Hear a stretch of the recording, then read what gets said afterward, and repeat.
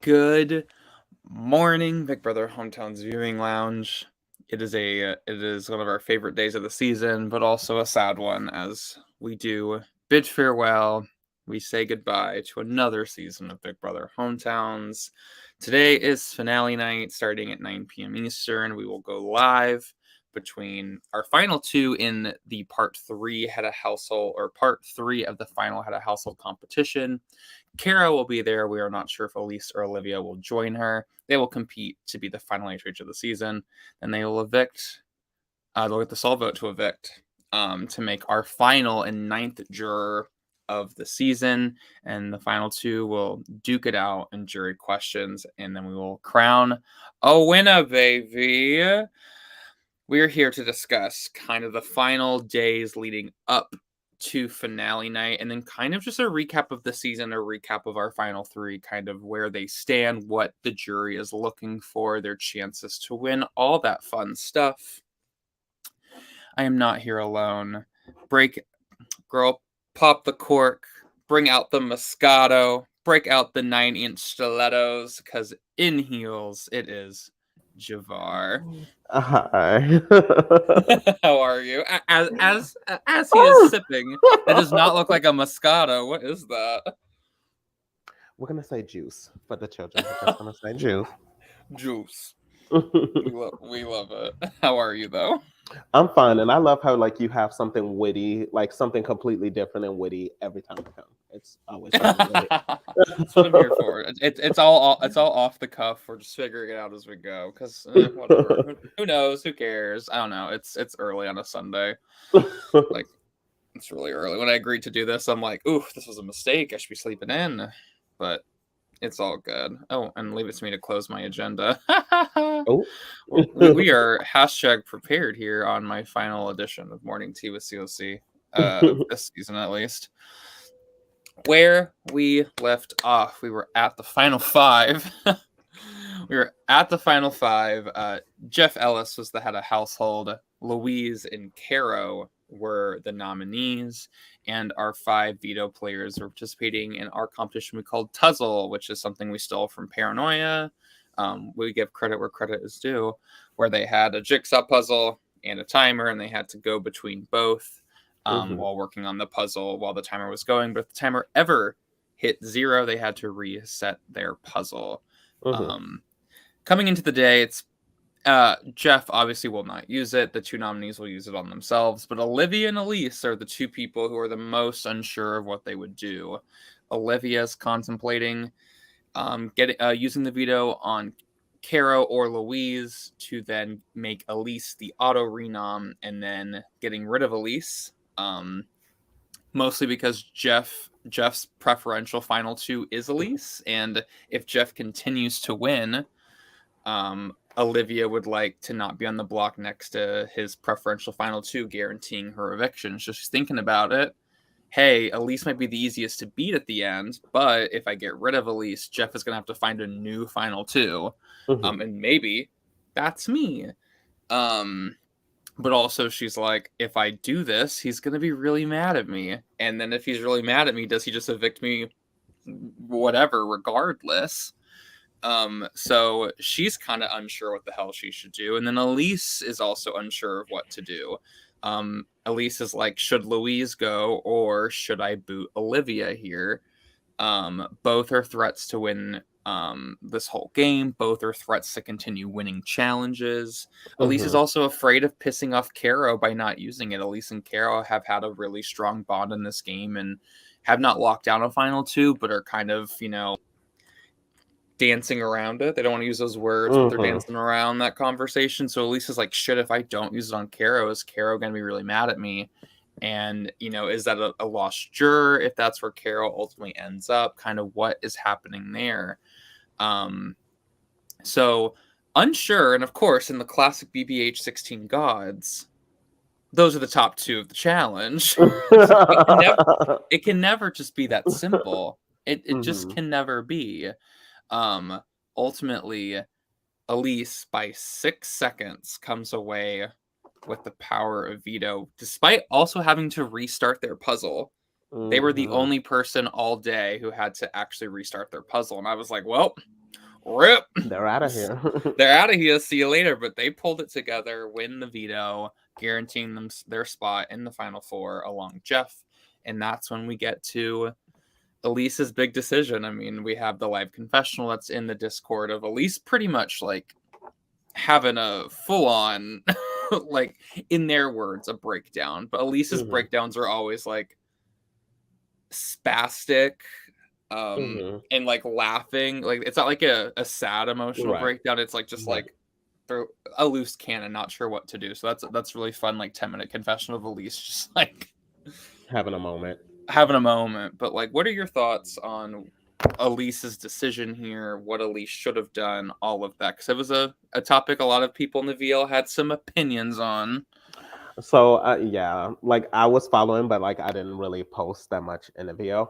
I will say that, you know, if you're in Elise's position, honestly, there really is no wrong move here.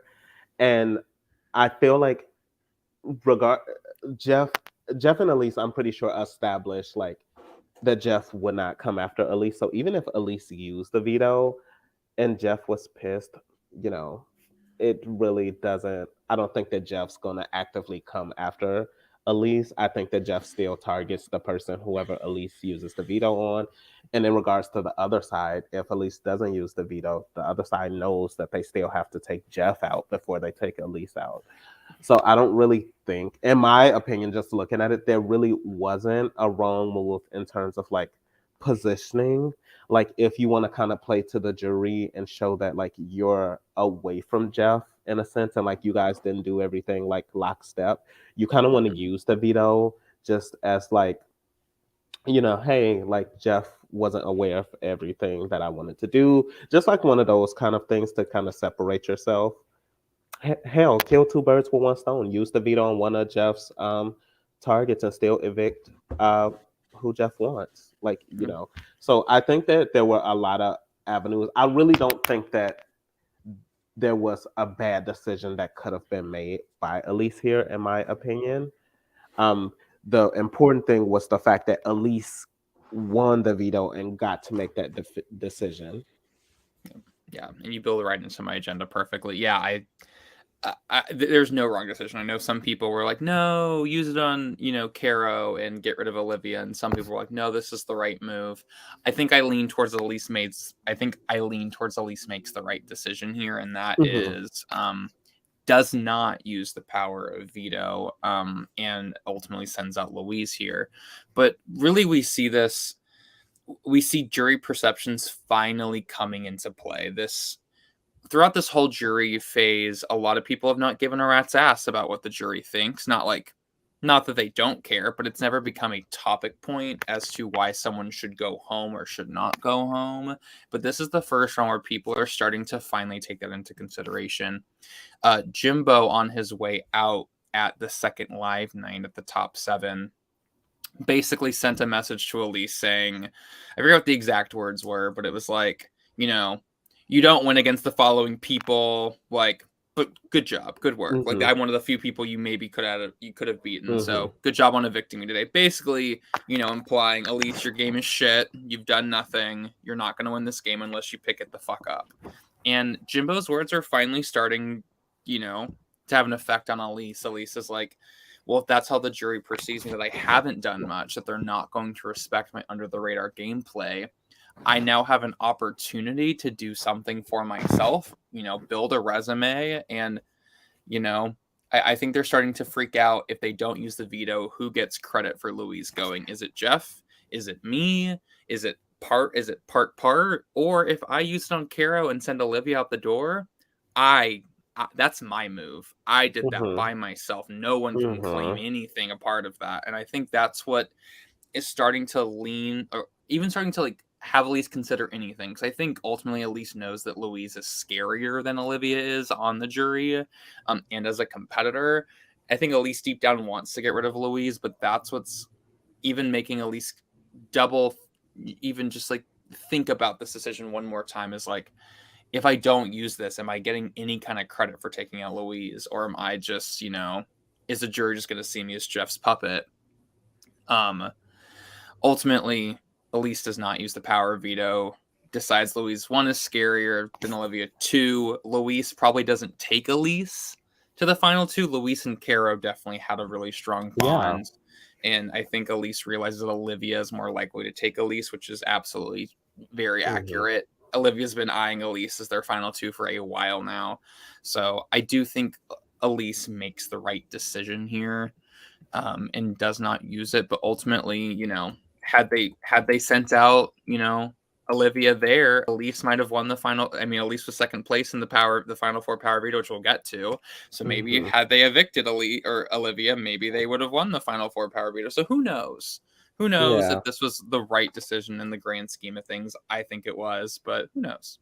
I also think it was mainly for the fact that, as you just stated, I always assumed that Luis and Carol would take each other, and to take like a block like that into the final 4 is a lot scarier than having, Olivia wants to take Elise, Jeff wants to take Elise. So like, you keep 2 people who, as you'll see, pushing forward. Carol wins the final 4 HOH. So that pretty much locks Elise into a final 3 as well. So though it might have been boring for people to have Elise not use the veto and send Louise out the door, it pretty much, obviously Elise couldn't predict this, but it pretty much locks Elise into final 3 as well. Yeah. So ultimately, I'm chill with that. Yeah, like of course I love Louise and I wanted Louise to stay, but like losing Olivia would have sucked too. Like literally, this final 3 has given it their all, emotions, everything. I mean, even branching off into like I'd say that maybe even dare I say the whole jury. Like everyone has given this game their everything, and like this game has been very emotional and high stress because they are giving it 130%, and that's what I love. Like I hate to see the tears, I hate to see the anger and the crying. I hate all of that, but it comes from a good place deep down. They like really care, so we'll take it. But yes, Louise goes home in a vote of 2-0. On her way out, is very much telling everyone that she's going to vote for Jeff to win if he gets to the end, which is not true at all. She absolutely would be voting for Caro, but she's just in her final ditch attempt to ensure that these 3 non-men know that Jeff needs to go, no matter what happens with the HOH, because Jeff cannot play in the HOH as outgoing, but she's just trying to ensure that whoever wins the veto, as long as it's not Jeff, knows that they need to get rid of him. Like as much as everyone, because how many times have we seen in the past couple of seasons that, the strongest competitor wins out and gets to the end. It has a chance to win. because how many times we heard it in 14 with Ryan, we heard it in 15 with Lee, that they're winning out and people are like, but the jury's not going to respect that. The jury's not going to respect that. They're a goat. So like if they get to the end and I'm sitting next to them, I'm going to win. And it was right about Lee, but Lee got very close to winning, and it was not true about Ryan. Look at 13. Everyone saw Crystal as the GOAT because the jury didn't like her, and then she wins. Look at 12. No one thought Lizzie was winning. Everyone thought she was the GOAT. She goes on to win it. Like, how many times have we seen the jury saying X, Y, and Z, they're the GOAT, blah, blah, blah, and then they get the votes to win, or get very close to the votes to win, and they're scarier than you thought. So I think Louise makes a really conscious effort for her not to have to vote for Jeff at the end of this damn game, to be like, remember, don't let him get to the end. As much as you think that he's beatable, don't do it. And I think that's also for me, just as a production and view. Remember, I love Jeff, but I have seen this story before, and I'm more infatuated with the games of the other 3 players than I am with Jeff, just because I'm like, we have seen this the last fucking 2 seasons. I want something new. I want something fresh. And can I piggyback off of that? Yeah. And for me, it's more than just if Jeff gets to the end, Jeff wins. I think that there's also a level of, and it was the same thing with Lee, to watch as a viewer, where even whether that person has a chance to win or not versus the rest of you all, Jeff's monopolizing these competitions. So if you're Mhm. not Jeff's number one, like whether you think you can beat Jeff or not, you still have to get rid of Jeff because Jeff can beat you in these damn competitions. And if he's not going to take you to the end, he's going to be evicting you. So, And that's a big reason why Danny gets evicted in BBH15, despite, no, she wasn't getting evicted because of her jury perception or any of those things. Ultimately, Lee is winning all these challenges, and Lee's number one in this game is Danny. And when mhm, Danny goes, Lee needs a new person. mhm, And as long as Lee and Danny are in there, Lee is going to bring Danny to the end, and Danny's going to win. So mhm, it has all to do with Jeff winning, but also the fact that Jeff already has a somebody, and you're mhm, not that somebody. So, um, mhm, Caro and Olivia knew what they needed to do coming into this final four round. What mhm. Elise would have done, who knows? Ooh. Who knows? Who knows? But luckily, we don't have to worry about that. We go into our top four competition. Our top four had a household competition entitled "What the Bleep," where Caro and Elise face off in a tiebreaker where Caro comes out on top. Caro nominates Elise and Jeff for eviction. Jeff is the target, and Elise, for the first time this season, touches the block at the final four. Good God Almighty! Like Period. it's impressive. I'm not sure we've Yes. ever had someone go this far without being nominated. I could be wrong on that statistic. Don't And not just a final nominee, an initial or final nominee. an initial Yeah. or a final. It's incredible that they've made it all the way to this point without touching the block ever. Mhm. Like snaps. I mean, truly, and we'll get to the wrap up of Elisa's game and like the impressive Right. UTR that they have been playing. But damn, but Caro knows. Caro's like, I'm gonna take Mhm. away that statistic from you. No, no, no. Because they Trust. talked about it a prior round because Carol Mhm. was also unnominated for a very long time too, right? At final six, we had three people who had never touched the block: Mhm. Caro, Kadri, and Elise. Elise. Mhm. Like incredible, That's really good. incredible. Yeah. Yeah, we had half of the final six had not touched the block, and then Luis is like, "Well, you can cross Kadri off that list," and putting his ass up. Mhm. Yeah, Caro knows that was a statistic that Elise could have, and Caro said, "No, no, no, you're going to be on the block, my love." And And imagine if Elise had won the tiebreaker. Elise would have made it to the end, like throughout the entire season, without mm-hmm, ever touching the block. That would have been crazy. crazy. Caro wins head of household, and Caro and Olivia have a call where they know what they need to do. Mhm. They're like, "Hey, us two, Elise, we're in this to the ends. We just need to beat Jeff. Whatever it takes in this final veto, we just have to beat Jeff." Um, so Caro and Olivia basically help each other study all day. Olivia gives all of her notes to Caro. As a final ditch attempt, Olivia knows that like it's basically in her court to do this because she's been studying her notes all season. But she's like, "Caro, here are my notes. Like in case I freeze in the moment, please have my back and do this." Mhm. Um, and Olivia smokes everybody. Like it's not even close. Yeah. Like she wins handedly, and as she should. It's a testament to how much she studied, how much effort she put in to Mhm. knowing her notes.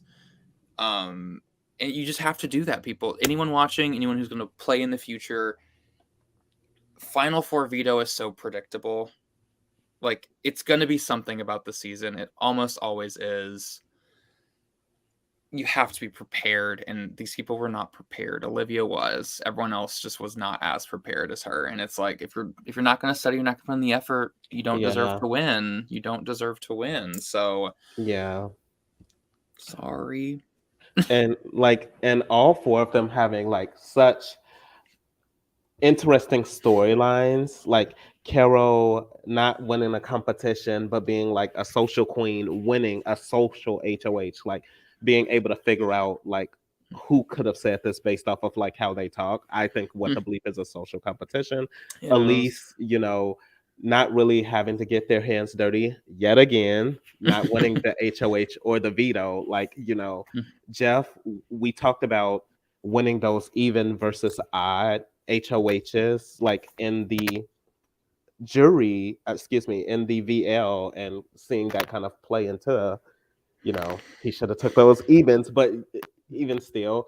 And then Olivia, somebody who we were talking about taking copious notes from the beginning, her making it far in the game for that to kind of play into this type of thing. Like, oh my gosh, all four of them kind of like reaching their own storyline, end of their own storylines here is really amazing. Yeah, and for those who don't remember, I think I said it either at the cast assessment or one of the first morning teas. Olivia's had a spreadsheet since like day -7. Like she went back to old season, was taking notes about old competitions that we've done when those have appeared, trying to predict when these comps were coming up. She's been taking notes since before the season started. So it feels poetic that she comes out and wins a competition solely based on the spreadsheet notes she's been taking all season long that she studied. So it seemed poetic. But Olivia wins the veto. Everyone knows what's happening. Jeff knew that it was win or go home. Caro and him got in a call where Caro's like, I'm not taking you. She's like, if I win the veto, I'm keeping them the same and you're going to go home. Like, we've reached a point of the game where people are just brutally honest with people. Olivia and Jeff are messaging each other being like, whoever takes the other one out tonight, mad props to you. Good work today. Like, they all knew. So Olivia wins. Jeff knows it's his time to go. So we evict Jeff here in 4th place. All the comp beasts are gone. We are down to our final 3 of Caro, Olivia, and Elise. They competed in part 1 of the final HOH yesterday, where Caro and Olivia tied in last Flamingo standing, went to a tiebreaker where they tied in the tiebreaker, which should have been the signal to Elise, because Elise is in their DR being like, what the fuck? How the hell did they tie on that tiebreaker? And it never once occurred to them that they have the same notes, my love. Olivia has given all of her notes to Caro, so that tiebreaker is in Olivia's notes, and that's how Caro knows it, because Caro studied it. And I don't know why Elise has not put it together that what were the odds that they both would say that number, but they tie in the first tiebreaker, and then Caro wins the second tiebreaker, so Caro auto moving on to part 3. Today at 7:30 Eastern, we will have part 2 between Elise and Olivia, and then the winner of that will face Caro at the beginning of finale night at 9 p.m. Eastern. This second part is very crucial, because if Olivia does not win it, it's game over. Because Olivia wants to bring Elise to the final 2, and then Elise and Caro both want to bring each other.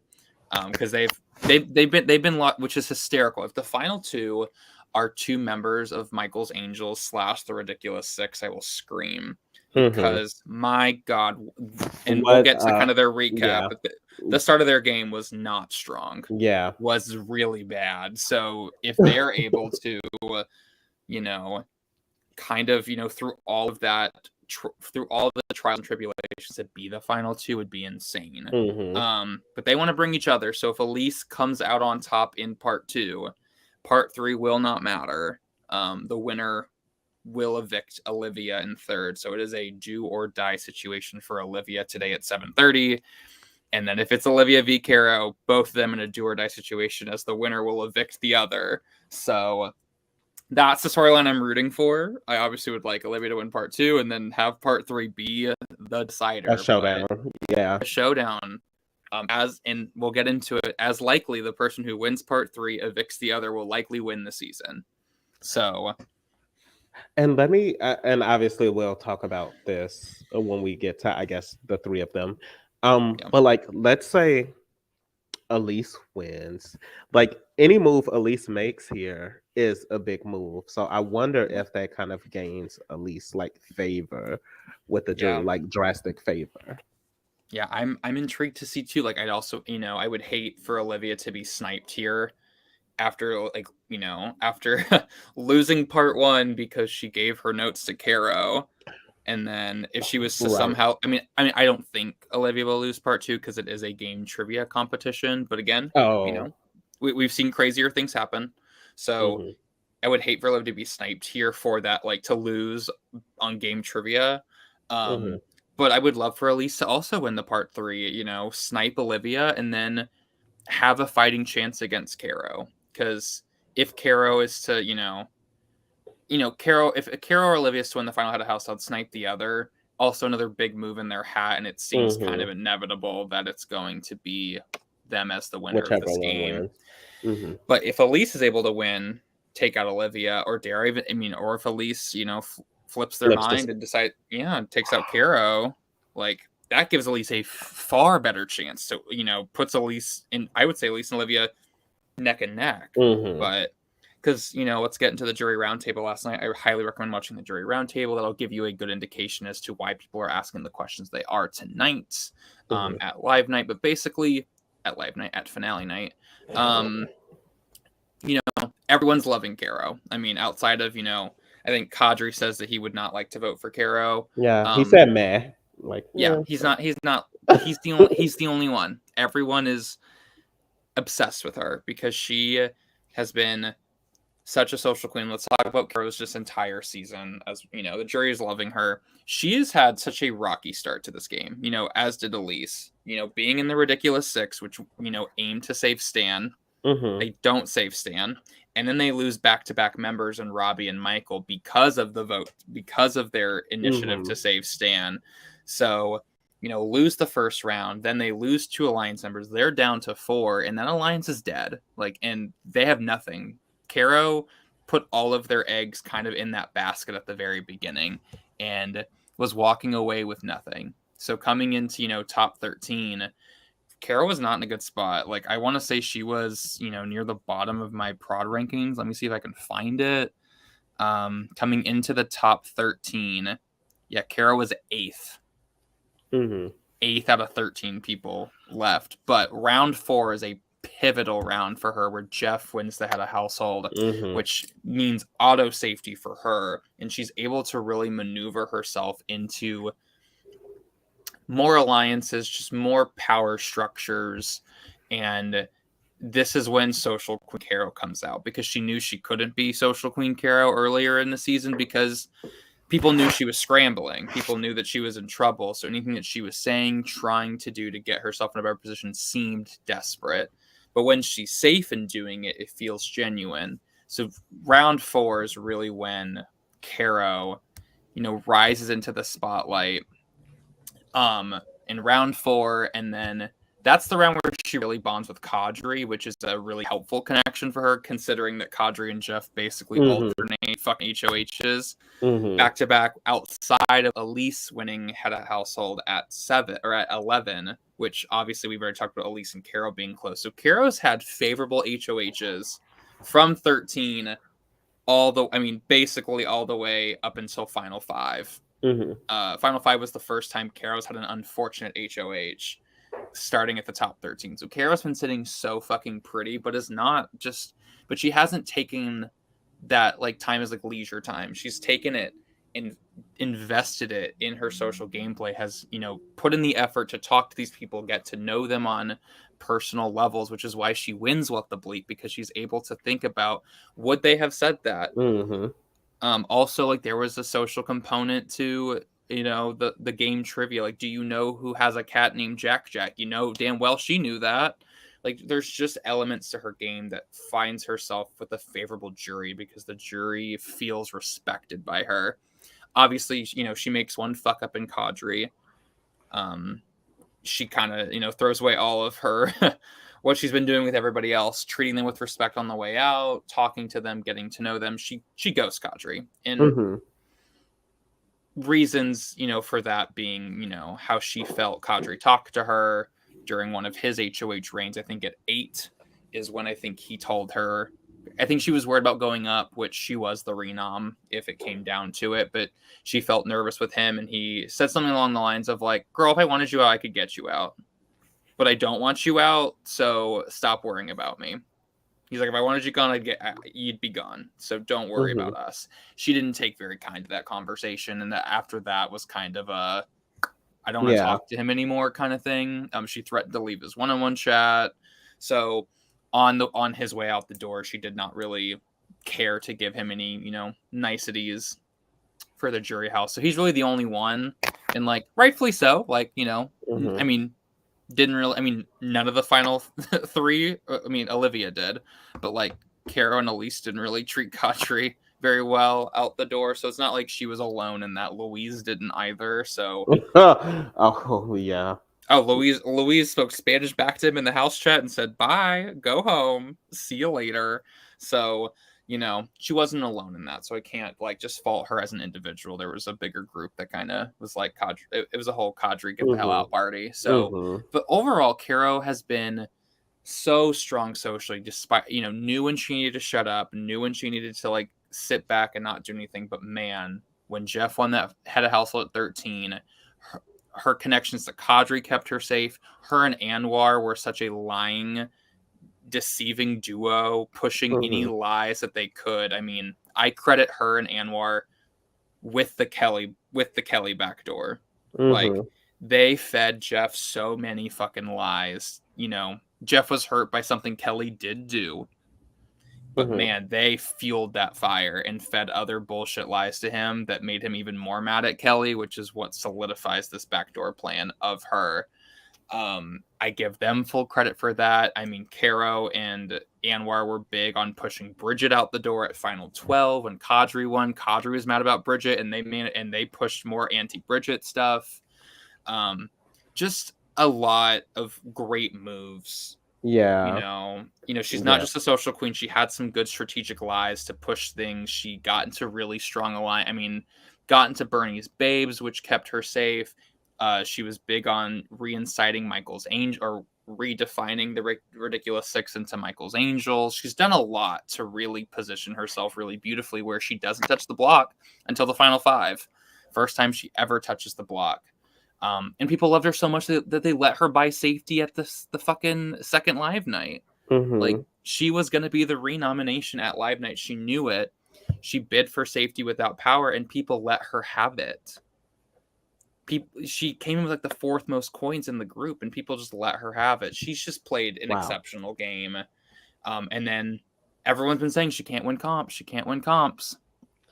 Hmm. She's now won 2 comps down the stretch. She's won the final 4 HOH, and now she's In won part part 1 one. of the HOH, and she is 1 comp away from, dare I say, winning Big Brother Hometown 16. So, Yeah. everyone's been writing her off, being like, I'm going to bring her to the end because she can't win comps. And here she is, turning it out in competitions, winning tiebreakers about the season, proving she knows what she's talking about. And guess what? Part 3 is a social game. Do you know what the Yeah. jurors are thinking? Do you know who their allies were, who their enemies were, what their Mhm. favorite moments are? Like, do you know that? And I would say that she is the most well versed in what these jurors are thinking. So this could be Caro's game to lose tonight. I'm intrigued to see what happens, but that's Caro's game, and the jury is absolutely eating it up, and rightfully so. Like, Yeah. she's had the ebbs, the flows, the peaks, the valleys. She's had the obstacles to face, and I think people are realizing they underestimated her all And season I long. And I will say that Carol seems to be one of the most autonomous people in the season, like in the terms of like she's very self-aware of like her wheelhouse. Like she's not good at comps. Okay, that's fine. So now when she calls people, hell, she doesn't have to worry about, for the most part, what she's gonna do when she wins HOH or like what she's gonna promise people and things like that. She could just work on her social game, and that's okay because like she's not gonna be the one that people are like truly mad at for like putting them up or things like that. And I think that like being so self-aware of like your wheelhouse of like social and strategic games as opposed to like physical game, I think that it has really, really helped her, which is why she has bonded with those people who have like won like back to back to back to back HOHs.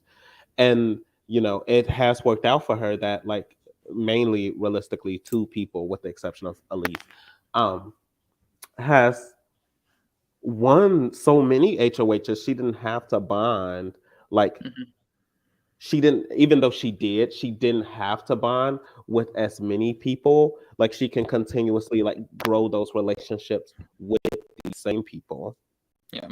And the fact that people were like, I guess, writing her off in competitions, that honestly great strategy if like you ever need a renom or something, but it kind of doesn't work the same in a sense of like if the threats are going to continuously pick off the other threats, you kind of leave that margin of error for, people like Carol, Elise, and Olivia who like haven't won as much as other people, but like because we've knocked off so many other people, somebody has Yeah. to win these competitions, and here Carol comes in the social competitions, Yeah. showing that she's not just walking the walk. Like she has, if people want her to explain her social game, she can say like, look factually, I won What the Bleep, which is a social competition. I knew what you all were thinking. If she wins the final 3 HOH, another social competition, she can say, Yeah. I put myself in your mind frame, so I know, you know, how you all would have thought about certain things. Yeah. So her social game speaks for itself. Yeah. It's her game is really impressive to me. I mean, Yeah. I mean, we were talking about this before we went on air, like who would be my preferred winner, and I've been going back and forth between Kara and Olivia. But the more I talk about it, the more I'm just so impressed with Kara's gameplay. Like, given her rough start, given all that she's done, and here's the thing, and here's something that like I've said at a final jury questioning. Like when people talk about social gameplay, people think that it means you had to have been good with everybody. Which you look at Elise, and that's Elise's gameplay. Elise is going to tout a social game of I was good with everybody. I was in the middle. No one ever looked to put me up. No one ever wanted me gone. Still, a good social gameplay is being good with the right people. You don't need to be with everybody. Sometimes it's just being in good with the right people. So in this season, being in good with both Jeff and Kadri was the right move because they won almost every fucking almost every HOH, all season. Like literally Olivia, Jimbo, Elise, and Louise, were the only people who won HOHs between like 16 and 5. Like it's crazy. But Carol can tout that. She's like, my social gameplay was good enough to be in with the 2 people who won all fucking season and sent all you bitches home. So I didn't have to do any of that. I was in good with the right people, and that's what matters at the end of the day. It doesn't matter if you're good with everybody. Dare I say, if you're good with everybody but one person, and that one person wins the HOH, you're fucked.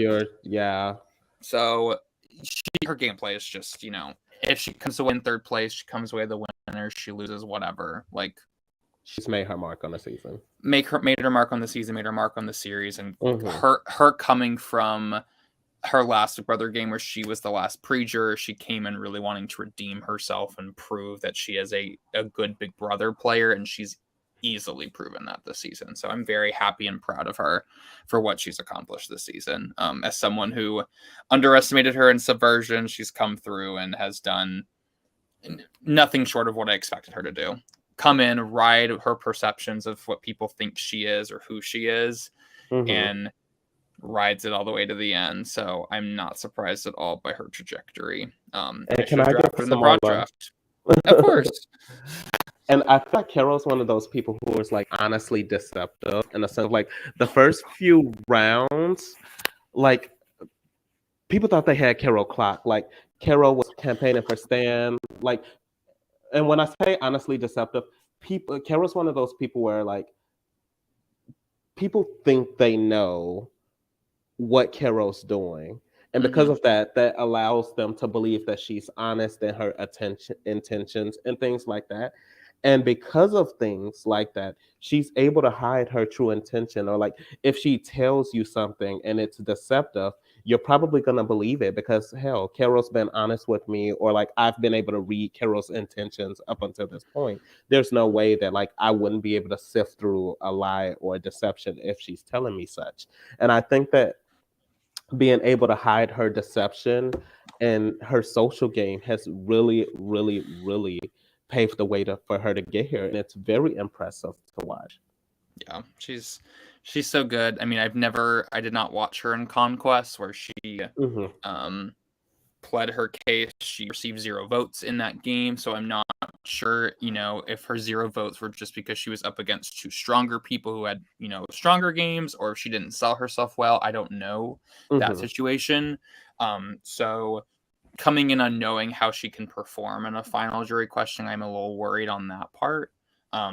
But luckily she comes in with a jury that is dying to vote for her. So if she can get there and just, speak her truth, what people already know is to be factual about her game, I think she can easily lock it down. But that's the one unknown I don't really know about her, is how she can fare in a final questioning. Yeah. So we'll see. Let's move on to the opposite side of the spectrum, someone that the jury is not loving, and that is Elise Turner. Elise had a very similar trajectory to Kara at the beginning of this game. In the Ridiculous Six, did not get the stand vote to go the way that they wanted. Then they lose Robbie, and then lose Michael. Michael was a very hard blow for Elise. As that was like their person. Michael was their person.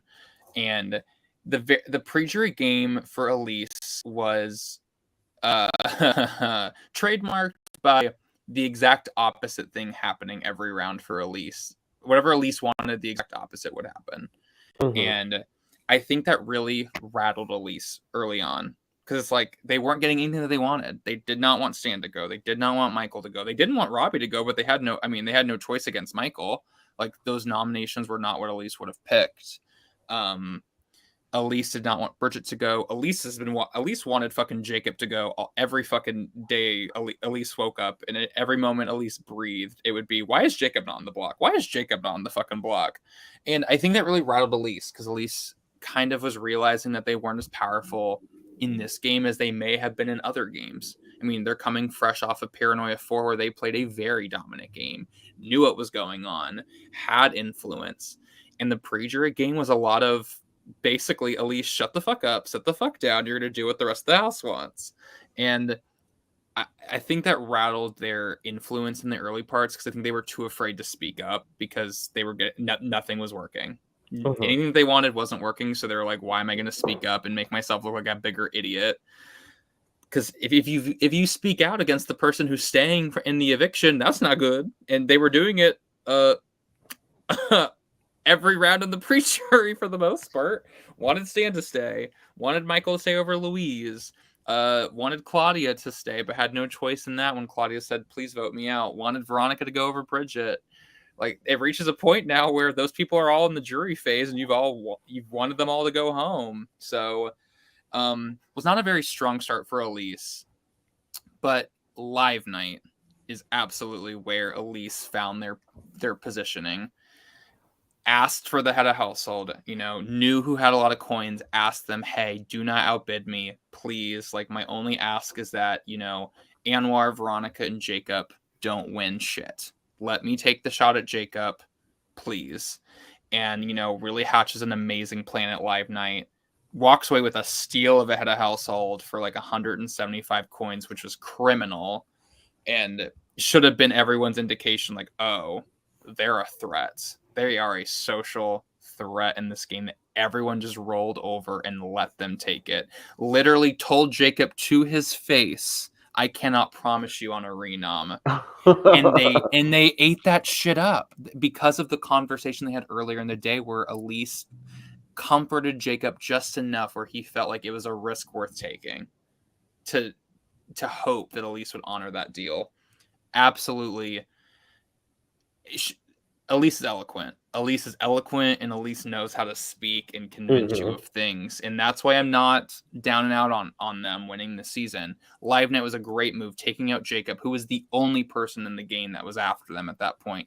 Comes in to top 10, where the sides ultimately form here, where you have, from the Bridget vote, where people felt blindsided, you had the pro Bridget side, then you had the Caro and Anwar side, and that's where Elise fully sticks their flag in the middle and says, whoever wants me, come get me, but I'm chilling here as Switzerland in the middle. I'm neutral. And Elise rides that all season long, sitting in the middle as swing votes, as pivotal votes, where people were like, we need Elise to vote our way. If we want something to go our way, we need Elise. Elise has been in such a power position where they've never been endangered. They did not touch the block till the final four.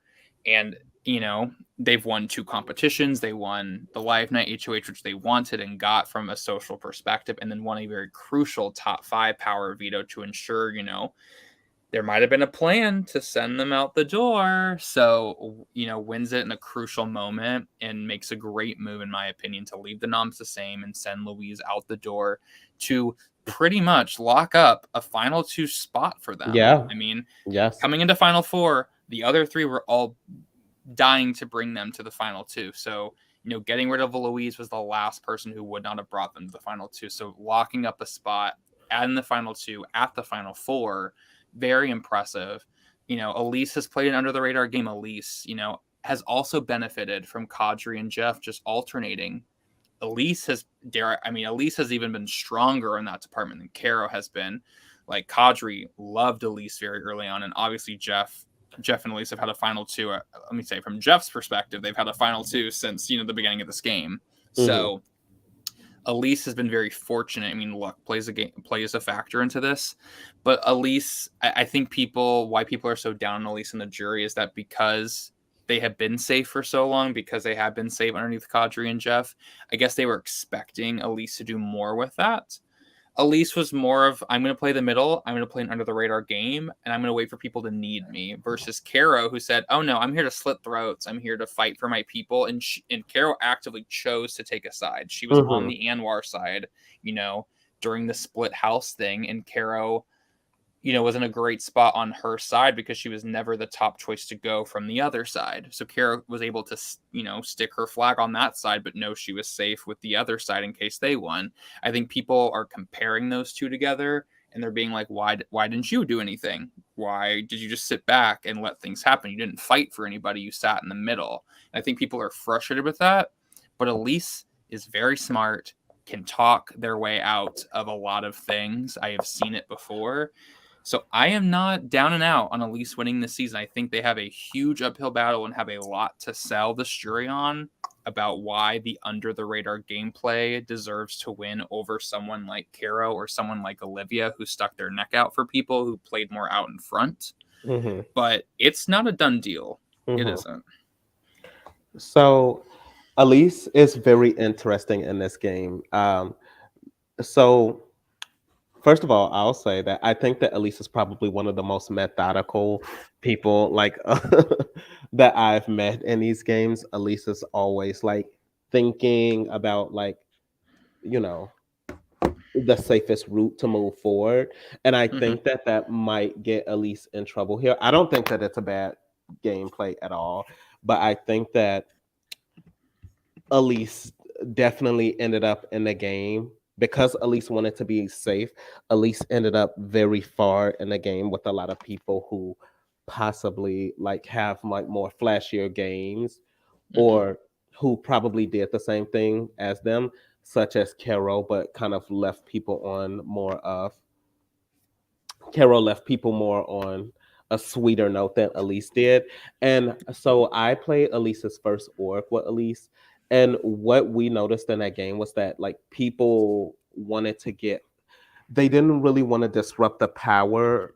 They were perfectly fine with the game going the way that it was, but it was okay because it meant that we got to survive as long as we did.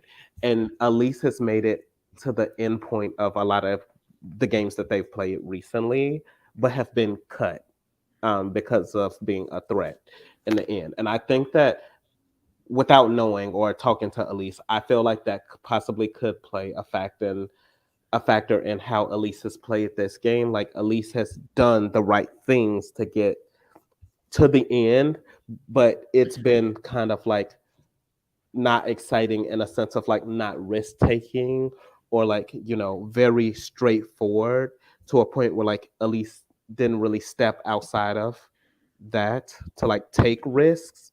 So Elise has made the right moves to get to the end, but is it going to be enough to say, hey, I stepped outside of that box and took risks to in a Big Brother format where it's you need to separate yourself in one or two moves that are going to have people saying, oh, this is Elise's move.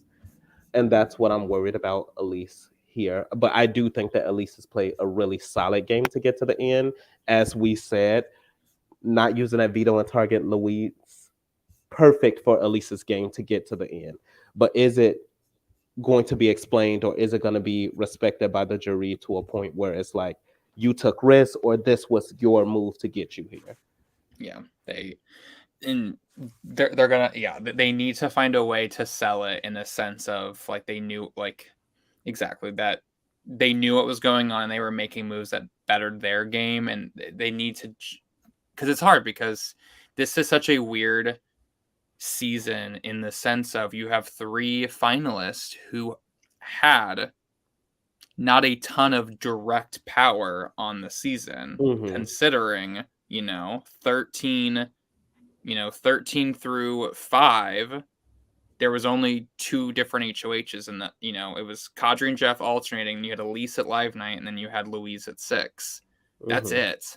Like, and that's where the game is. That's 16, 15, 14, sure, whatever. It really was big move in getting rid of Stan in the aftermath of Stan, and then 4 was great in taking out Jeff, but like 13 through 5, all the HOH reigns are Kadri and Jeff. So it's a very intriguing final 3 who don't have a lot of direct power on who the noms were, all of that. And I mean, and they didn't really win a lot of vetoes during that period either. I don't think Olivia won a single veto. Yeah, Olivia didn't win a single veto in that reign. Elise won 1 veto, and Carol didn't win a single veto either. So from 13 to 5, Elise had an HOH and Elise had a veto. Elise is the only person who had a comp win at all during that phase of the game. So, like, it's intriguing to see how people are going to sell these moves as being good for them and how they influence this. And I think Elise really needs to talk about how they were close with Jeff and how they were close with Kadri and how that manifested itself into the right nominations for them to be here at the end. So Elise has a chance here. I'm not down and out. I'm just Elise is going to need to spend some time today mapping out what they want to say, because I don't know. I'm not sure how they're going to go about it. But I'm intrigued to see. Elise is a great talker, and I mean, we've seen it before where jurors are like, I will never vote for them. And I don't know about that. I don't know. So Elise has the least to say, but also the most to say. And oh gosh, and still on Elise really quickly. Elise needs to win this final HOH and honestly cut Carol. Like, despite who Elise might think is the biggest threat, I feel like in this terms of like the same wheelhouse, Elise leans more so towards doing the same things as Carol as opposed to Olivia. And like for me, I never want to sit in the end with the person who did the same thing as me, because at that point it's like it gives the jury kind of like who they like better. In a sense, you always want to sit with the person who did not play similarly to you, because like that at that point it's the jury like whose game they favors more. Exactly. So we'll have to see. I'm not sure what Elise is like. What is guiding Elise's decision in this? I'm not sure if it's their friendship with Caro and all that they've gone through. I don't know. But as of last night, Elise is bringing Caro for sure. Thinks Olivia is the biggest threat to win, which is not a bad read. It's not terrible. Like, it's not bad. True. Like, Olivia has played a very great game. I just think, and we'll get into Olivia right here in a second. I think it's what's dooming Olivia here is the fact that jurors are talking to each other. I think every juror has left feeling high on Olivia except for Anwar. But again, all of the final 3 have had at least one juror go to the jury house being like, fuck this person. Yeah. So, all of them have had it. So I'm not, right. Everyone's had one flop juror, which is fine. But it's the fact that these jurors have been able to talk and realize what Olivia's been scheming and doing that has kind of hurt people. So let's get into Olivia. The jury is mixed on Olivia. Some really favor her gameplay and some don't at all. Olivia has been scheming since this game started.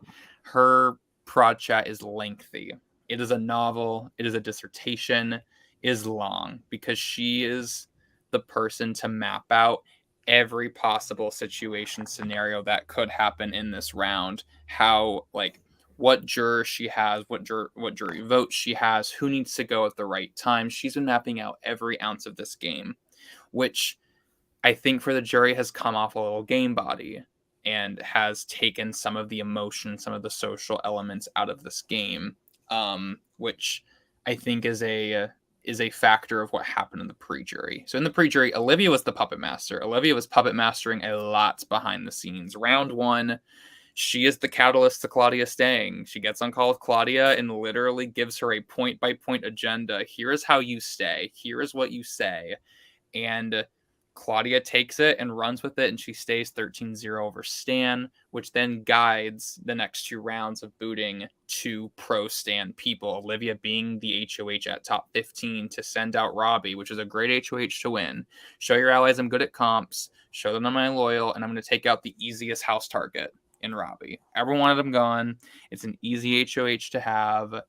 Take out, a house target. And from there really rode the allegiances and alliances and the loyalty she had built coming in to 14 and then 13, getting rid of people who she wasn't, getting rid of Michael. Obviously 13 didn't go according to plan. Claudia was not, an ideal boot for her, but what else can you do?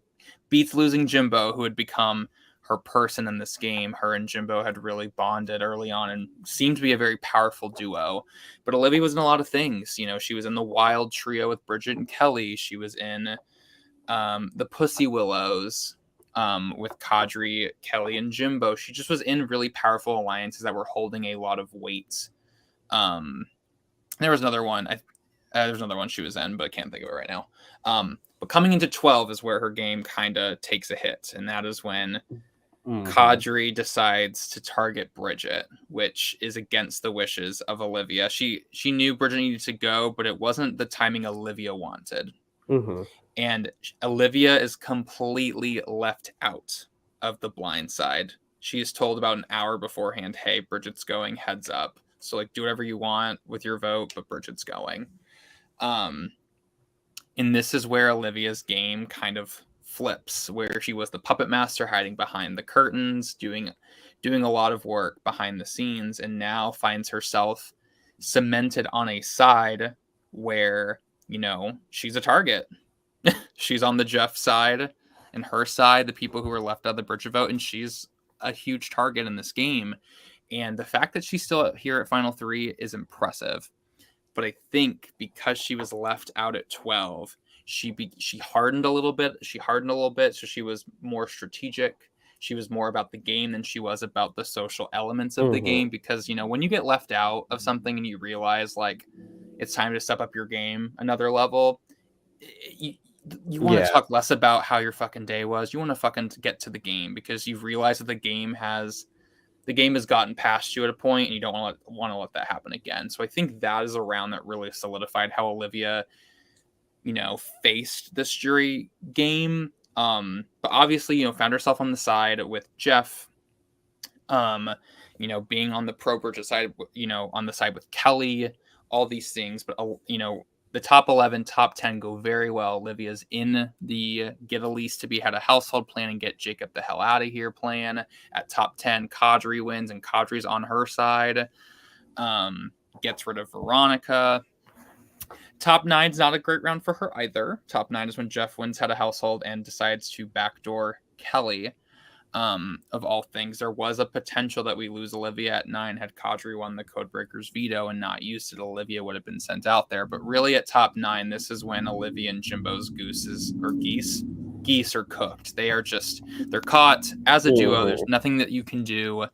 And just kind of all of the lies that Olivia has been saying have really caught back up to her, which kind of bleeds into the top 8 with Kadri, and Kadri having a little bit of distrust towards her, but deciding that that's still worthwhile. But 11 through 7 is a lot of game body Olivia, which is nothing. I have nothing wrong with the game bot. I got nothing wrong with the game bot. But this jury has an issue with it. The jury feels like you didn't give me the time of day. I mean, Anwar feels very completely miffed by her.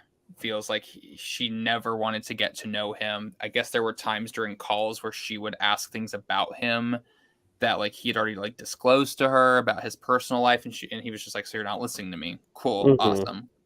And things like that really, I think, have added up. Also, Olivia schemes a lot. Olivia's gone around to different people scheming, hey, crazy idea here, what if we did X, Y, and Z? And I think that because the jurors have talked about it all, and they've realized that Olivia was scheming against me at one point, despite being on call with me and crying that me going was really bad and awful for her game, and she didn't want to lose me, and then to hear that you were scheming against me, the two things aren't adding up. The puzzle pieces aren't being put together. And I think people are feeling a certain type of way about, Mm-hmm. dare I say, a Big Brother 17 Vanessa moment of like not, it's not a manipulation, but like the emotional jury management manipulation that I'm learning about later on. It's it's the crying and making me feel like she's sad I'm leaving, and then learning that you were scheming against me all along, and that Right. like, yes, you're sad for me to go, but you're not that sad. Mm-hmm. So I think that's what's building up to this jury perception of people being mixed. They're like, I like her gameplay, but damn, I feel hurt. I feel Mm-hmm. hurt by her. And I think that's a huge talking point for her coming into this jury, questioning if she is even there, is having to own up to the fact, like, hey, I'm an emotional person. All the emotions I gave you were real, but I also was scheming against you because that's the game. But like everything I told you and how I felt with you on calls were accurate and meaningful, because I don't think she ever got on call and like fake cried with somebody. I don't think she did. I could be wrong Mm-hmm. on that. But like she's played a very good game. Puppet mastering in the beginning. Had a couple obstacles. Here at the early part of the jury when she kind of got caught in all her lies and got caught kind of masterminding some shit. But once 7 hit, man, she just kept the right shields ahead of her. You know, Played Yeah. Live Night well, promised Jeff the world to keep her safe. And he honored it. He kept her safe at 7, despite, her almost getting in trouble with spilling shit that he had told her. But, gets herself safe at 7, gets into 6 with Kadri and Jeff both ahead of her in targets, which is exactly what she needed. You know, keeping keeping Jeff and Kadri above her, got rid of Kadri at 6, Jeff winning HOH at 5, forced him to have to eliminate the duo of Louise and Caro, preferably Louise, which is exactly what Jeff got. And then at 4, Jeff is the biggest threat to win, and he has to go. She just kept the right threats ahead of her, which have let her, despite being a threat, have her sit here at the final 3. So again, some really good strategic gameplay, but I think she has a lot to own in terms of her social game body Mm-hmm. and jury management here tonight if she is, pleading her case to this jury, which we'll have to see. I mean, it doesn't always go well for people. I mean, sometimes it goes really well and she's able to explain away how people are feeling, but then you see it go the other way where if she doesn't give the answers that they want to hear, it'll just like reinforce that Mm-hmm. negative feeling that they have. And if she gives a game body answer to an emotional question, they're going to be very upset. So Yeah. She has definitely been the most interesting character to watch, like oh from my word. start to finish. Oh my gosh. Olivia is a risk taker, honey. She is gonna, like, she has proved from round one, she does not mind pushing her agenda. And like you said, like, it's been very interesting to watch her those first few rounds. Like, she's Yeah. shown that, like, she can hold the power, she can kind of pull, the strings behind the curtain. Like, Olivia has done it all. And when we get to jury, oh my gosh, like, going going back to the final 7, and this is what I'm talking about, a risk taker. Literally, Carol getting that safety without power, and Olivia going on that block. We were literally in the VO like, oh my gosh, if Olivia literally goes home here after she could have taken that safety without power and like not been a part of this at all. Wow, talk about like amazing. Just like Yeah. the fact that she stayed gave her some trust within people. Like, she showed her social chops. She sat on that block. She was like, as long as you promise me that I'm not going home here, I'll sit on the Mm-hmm. block. I don't care. And then final 6 comes along. Jeff wins the veto. And she's basically doing the same thing. She's the renom there. And she's like, you know what? I'm not the target here. Yeah. I'm fine. And like she sat on a block 2 times where it's like, girl, the numbers are not the numbers are looking kind of scary here, sis. But it's okay because she's put in the work to kind of take that risk in Hmm. keeping bigger threats alongside her on the block. And I think that though Olivia is a game bot and she is going to have to answer to like some of her game choices, I think that her autonomy and like knowing to keep knowing that she would be okay on the block against Jimbo, or knowing that like, hey, Kadri and Jeff, everybody wants them out. I can sit comfortably on the block against either one of them, gain favor with the house by like being on the block, and knowing that I'll stay. That's okay. Yeah. So then Yeah. when Jeff wins that final five, she's still on Jessica's side, only for her to take him out. Like Olivia has lined her dominoes in a row, and it's up Yeah. to her to push them down. Yeah. She definitely, more than anybody. I mean, so Caro's our social queen, and Olivia is the strategic queen. Like, she has been mapping out this game like a chessboard and has predicted it flawlessly. This end game, she has predicted flawlessly in terms of, she's like, if this person wins, here's what they're going to do. Here's what I'm going to say. And here, and, if this person wins veto, here's how I'm going to stay over this person. She just has predicted every move. And if it happens, she has a great counterattack. And that's how she's gotten here to the final three. She just, despite being a huge house target coming into the jury, everyone having their eyes on her, she has managed to have the right people up next to her. And she's done a great job of managing her threat level. She knew she needed to come in and diminish it. She's like, I need to look vulnerable. I need to look disposable. That's why she volunteered for the block at 7. It's why she was fine being up on the block at 6. She's been a final nominee 3 times, at Final 9, at Final 7, and at Final 6, and she's only received 1 vote to evict all season. That is it. She's been on the block 3 times, and the house has fallen over themselves to save her. Over Kelly, over Jimbo, and over Kadri. She just has done a very, very good job of knowing herself. So, oh, you're good. You're good. Javar's grabbing food. But, I mean, I can't say enough amazing things about this final 3. I think this final 3 is, in a weird way, a great representation of this season. For a season that started off as threats gotta go, threats gotta go, threats gotta go, for us to be at the end with 3 people who were not deemed as big of threats as everyone else, seems poetic. It seems right. It seems justified. And to be at the end with, 3 people who did not have any direct power in this game, but indirectly morphed it to be the way that they wanted and morphed it into a season that benefited them, is really exciting. Because, I'm a little biased. I enjoy watching this type of gameplay because it's not a gameplay that I can play.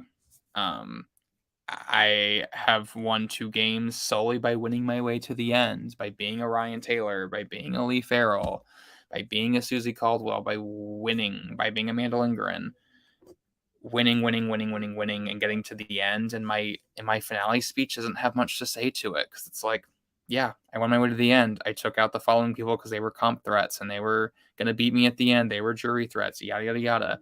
It's exciting to see people play from this perspective, to have them have to talk to the HOH to get what they want, to manipulate, to lie, to work on the field to get the votes to go the way that they wanted. To dare, in Olivia's case, to volunteer to go on the block, to like diminish their threat level. It's so fun watching people play from this direction rather than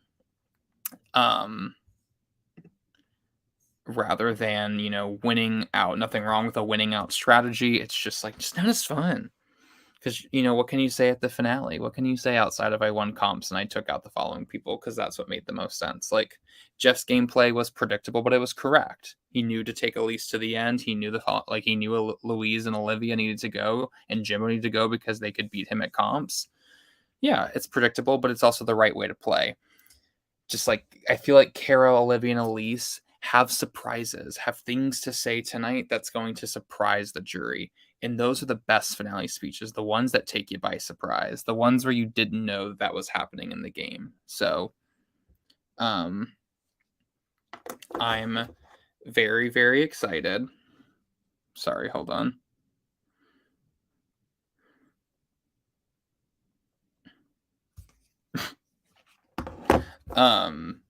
Sorry, I got a text.